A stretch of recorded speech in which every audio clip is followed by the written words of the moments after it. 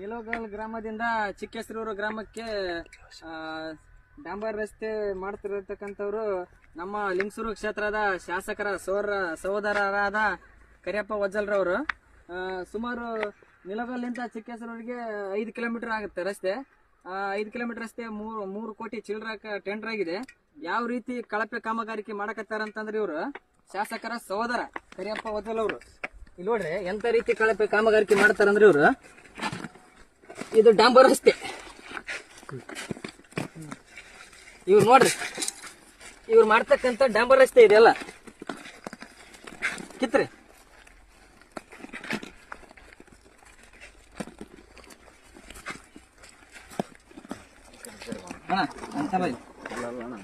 ಯಾವ ರೀತಿಯಾಗಿ ಇವ್ರು ಕೆಲಸ ಮಾಡ್ತಾರಂತಂದ್ರೆ ತಾಲೂಕಿನಾಗ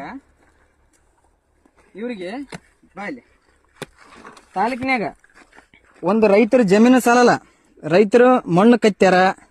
ಅದಾದ ಮೇಲೆ ನಮ್ಮ ಸುತ್ತಮುತ್ತಲಿನ ಐತಿಹಾಸಿಕ ಸ್ಥಳವಾದ ಜಲದುರ್ಗದ ಕೃಷ್ಣಾ ನದಿಯನ್ನು ಮುಚ್ಚಾರ, ಒಳಗೆ ಕಲ್ಲು ಹಾಕಿ ಈ ರೀತಿ ಕಳಪೆ ಕಾಮಗಾರಿಕೆ ರಸ್ತೆ ನಡೆಸ್ಯಾರ. 3 ಕೋಟಿ ಚಿಲ್ಲರೆ ಇರ್ತಕ್ಕಂಥ ರಸ್ತೆ ಇದು.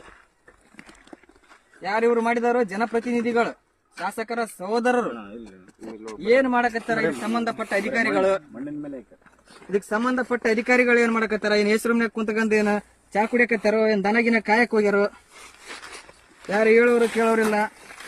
ಇವರು ಬಸವರಾಜ ಅಣ್ಣನವರು ನನಗೆ ಕಾಲ್ ಮಾಡಿದ್ರು, ನಮ್ಮೂರಲ್ಲಿ ಈ ರೀತಿ ಕಳಪೆ ಕಾಮಗಾರಿಕೆ ನಡೆಕಿಡಿತಿ ಬಾರಪ್ಪ ಅಂತ. ಬಂದ್ ನೋಡಿದ್ವಿ. ಸುಮಾರು 30 ಕಿಲೋಮೀಟರ್ ಅಂತ ದೂರಲಿಂದ ಬಂದಿವಿ. ಇನ್ನು ಮೇಲೆ ಲಿಂಗಸೂರು ತಾಲೂಕಿನಾಗ ನೀವು ಎಲ್ಲಿಯಾದ್ರೂ ಈ ರೀತಿ ಮಾಡಿದ್ರ ನಾವು ನಿಮ್ಮಿಂದ ಯಾವಾಗ್ಲೂ ಇದೇ ರೀತಿಯಾಗಿ ನಿಮ್ಮನ್ನ ಪ್ರಶ್ನೆ ಮಾಡ್ತೀವಿ. ನೀವು ಯಾವ ರೀತಿ ಲಿಂಗಸೂರು ತಾಲೂಕಿನಾಗ ಯಾವ ಮೂಲೆಯಾಗ ಒಂದು ಕೆಲಸ ಮಾಡಿದ್ರು ನಾವು ನಿಮ್ಮನ್ನ ಬಿಡಂಗಿಲ್ಲ. ಸೀದಾ ಕೆಲಸ ಮಾಡ್ರಿ. ನೀವೊಬ್ಬ ಜನಪ್ರತಿನಿಧಿಗಳಿದಿರಿ. ನೀವೇನು ಸಾಮಾನ್ಯ ಬಡವರಲ್ಲ, ಒಳ್ಳೆ ಒಬ್ಬ ಬಡ ಕಾಂಟ್ರಾಕ್ಟರ್ ಅಲ್ಲ, ಸಾವಿರಾರು ಕೋಟಿ ಒಡೆಯರಿದಿರಿ. ಬೇಕಾದಷ್ಟು ಐತಿ. ರೈತರ ಜಮೀನಾಗ ಮಣ್ಣು ಬಿಡಗಲ್ಲ ಅಂತಂದ್ರ ಮೊನ್ನೆ ಆಗಿ FIR ಕೂಡ ಆಗೈತಿ ನಿಮ್ಮ ಮೇಲೆ. ತೆಗಿಯೋಣ, ಮೊನ್ನೆ ಕೂಡ ಇವ್ರ ಮೇಲೆ FIR ಆಗೈತಿ. ತೋರ್ಸ್ರಿ. ಬಹಳ ದಿನ ಆಗಿಲ್ಲ, 1 ವಾರ ಆಯ್ತು. ಮತ್ತೆ 1 ವಾರದೊಳಗ ಇಂಥ ಕೆಲಸ.